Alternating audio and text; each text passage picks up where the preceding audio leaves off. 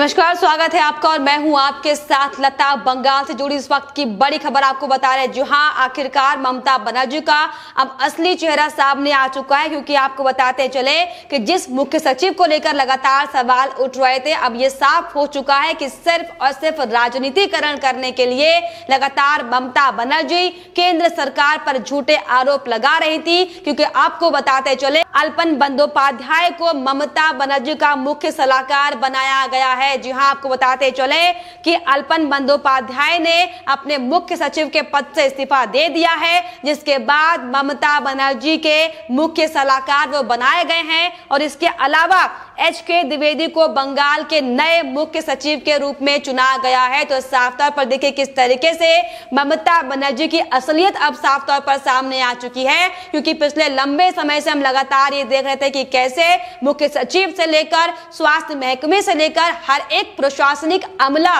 सिर्फ और सिर्फ ममता बनर्जी के इशारों पर काम कर रहा था। और यही बड़ी वजह थी कि लगातार मुख्य सचिव जिस तरीके से PM नरेंद्र मोदी का अपमान करते हुए दिखाई पड़े थे, इसको लेकर ये कयास लगाए जा रहे थे कि किसी भी वक्त केंद्र सरकार की ओर से अल्पन बंदोपाध्याय पर बड़ी कार्रवाई हो सकती है। लेकिन इसके पहले ही अल्पन बंदोपाध्याय ने अपने पद से इस्तीफा दे दिया है और TMC पार्टी को ज्वाइन कर लिया है। यानी कि अब वो ममता बनर्जी यानी कि पश्चिम बंगाल के मुख्यमंत्री के मुख्य सलाहकार के तौर पर जाने जाएंगे। जो लगातार जिस तरीके से ये लंबा घटनाक्रम हम आपको दिखा रहे थे और ये कयास लगाए जा रहे थे कि किसी भी वक्त अल्पन पर बड़ी कार्रवाई हो सकती है। लेकिन आपको बताते चले कि अभी ममता बनर्जी और अल्पन बंदोपाध्याय की मुश्किलें कम नहीं हुई हैं, क्योंकि जिस तरीके से हमने भी आपको रिपोर्ट दिखाई थी कि अल्पन बंदोपाध्याय का 3 महीने का एक्सटेंशन किया गया था केंद्र सरकार की ओर से,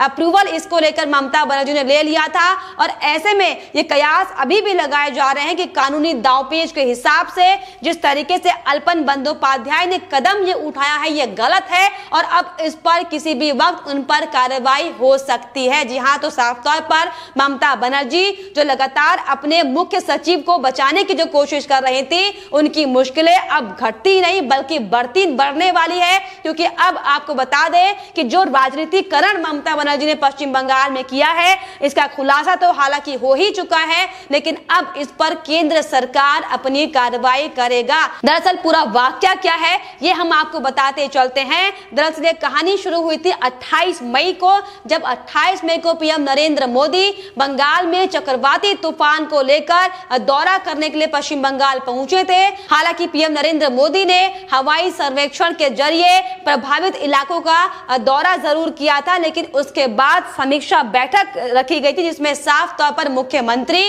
और मुख्य सचिव के तौर पर अल्पन बंदोपाध्याय को PM नरेंद्र मोदी के साथ बैठक में शामिल होना था। लेकिन बावजूद इसके आपको बताते चले कि प्रोटोकॉल को तोड़ते हुए, सर्विस रूल के खिलाफ जाते हुए मुख्य सचिव से लेकर मुख्यमंत्री PM नरेंद्र मोदी के साथ बैठक में शामिल नहीं हुए थे। हमने भी आपको तमाम रिपोर्ट दिखाई थी कि कैसे ममता बनर्जी ने PM नरेंद्र मोदी के साथ बीजेपी नेताओं के होने का हवाला देकर बैठक में बैठने से इनकार कर दिया था। लेकिन दरअसल आपको बताते चले कि ये सिर्फ और सिर्फ ममता बनर्जी का अहंकार था कि उन्होंने PM नरेंद्र मोदी का अपमान किया। और जिस तरीके से जिस बैठक में बतौर मुख्यमंत्री और मुख्य सचिव के तौर पर PM नरेंद्र मोदी के साथ बैठक में शामिल होना था, लेकिन इसका उल्लंघन किया गया था, जिसके बाद अल्पन बंदोपाध्याय पर कड़ी कार्रवाई करते हुए उन्हें 31 मई यानी कि आज ही के दिन दिल्ली में रिपोर्ट करना था। लेकिन उनके रिपोर्ट करने से पहले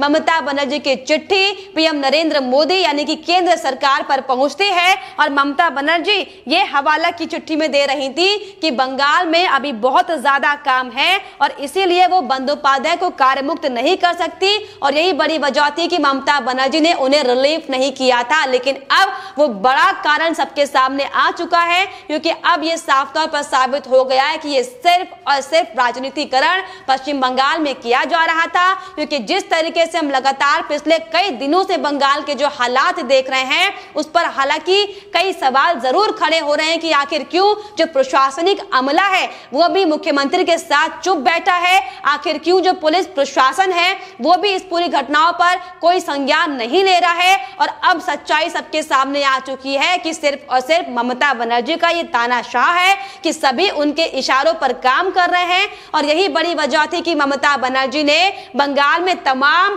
कानूनी दांवपेच का हवाला देते हुए प्रधानमंत्री नरेंद्र मोदी से अल्पन बंदोपाध्याय को दिल्ली भेजने से इनकार कर दिया था। लेकिन दरअसल आपको बताते चले, जो उल्लंघन मुख्यमंत्री ने किया था, जो मुख्य सचिव ने जो उल्लंघन किया था, ये वाकई कानूनी कार्रवाई के हिसाब से अगर हम देखें तो ये नियमों का उल्लंघन है। क्योंकि नियम के अनुसार ये साफ तौर पर हमने भी आपको बताया था कि अगर किसी भी राज्य में प्रधानमंत्री इस तरह की समीक्षा बैठक करते हैं तो मुख्य सचिव या फिर उन्हीं के लेवल का कोई आईएएस अधिकारी उस दौरान बैठक में शामिल होना चाहिए था। लेकिन जिस तरीके से हमने देखा था कि एक ही परिसर में मौजूद होने के बावजूद भी ममता बनर्जी से लेकर अल्पन बंदोपाध्याय उस बैठक में शामिल नहीं हुए थे, जिसकी वजह से केंद्र सरकार की ओर से बड़ी कार्रवाई की गई थी। लेकिन अब जिस तरीके से ममता बनर्जी की हकीकत सबके सामने आ चुकी है, ये साफ तौर पर बयां करती है कि यहाँ पर यानी कि पश्चिम बंगाल में सिर्फ और सिर्फ तानाशाह चल रहा है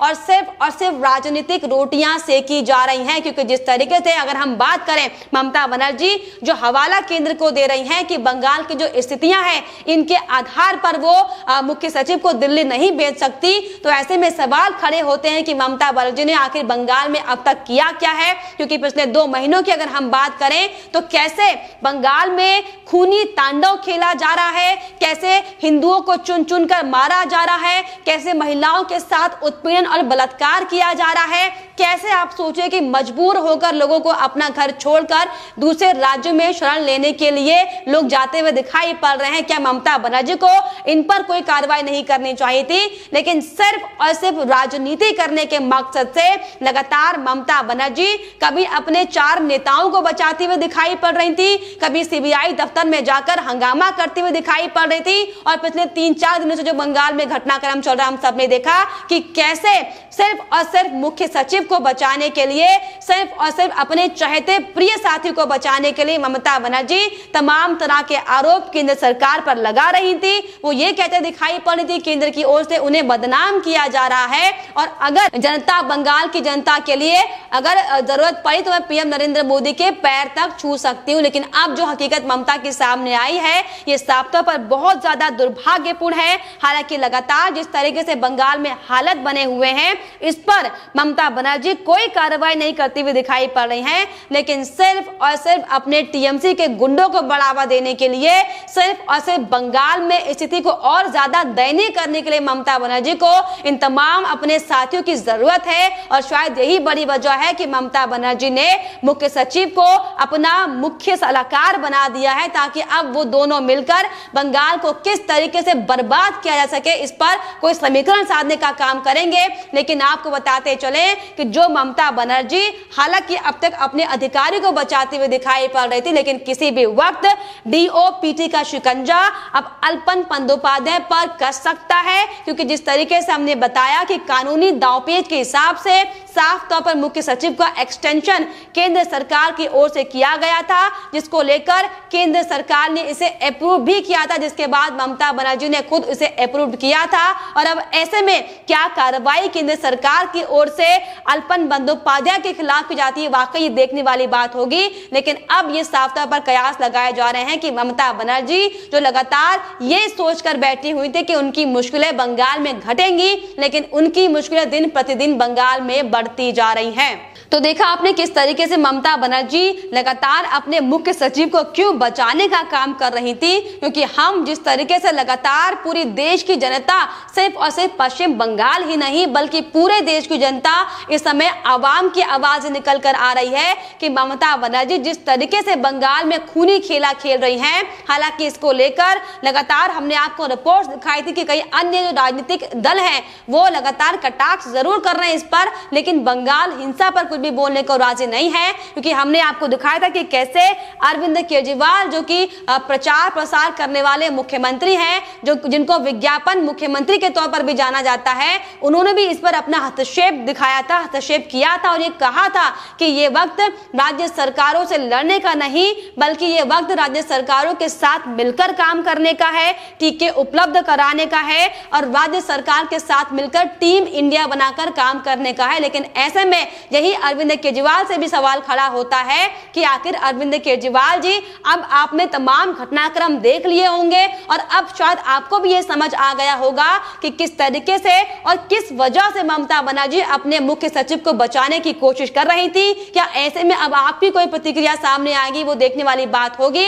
लेकिन इसी बीच जो बड़ी खबर हम आपको लगातार बता रहे हैं कि अब कल से यानी कि मंगलवार से ममता बनर्जी के मुख्य सलाहकार अर्पण बंदोपाध्याय होंगे। लेकिन अभी भी ये साफ तौर पर कयास लगाए जा रहे हैं कि ममता बनर्जी और अर्पण बंदोपाध्याय की मुश्किलें अब बढ़ने वाली है, क्योंकि जिस तरीके से खुद को बचाने के लिए अर्पण बंदोपाध्याय ने जो इस्तीफा दिया है, ये लगभग कयास लगाए जा रहे हैं कि किसी भी वक्त केंद्र का एक्शन, बड़ा एक्शन अब ममता बनर्जी और अर्पण बंदोपाध्याय के खिलाफ हो सकता है। लेकिन फिलहाल इस पर आपकी क्या राय है, हमें कमेंट बॉक्स में जरूर लिखिएगा। साथ ही साथ हमारे चैनल को सब्सक्राइब करना भी ना भूलें।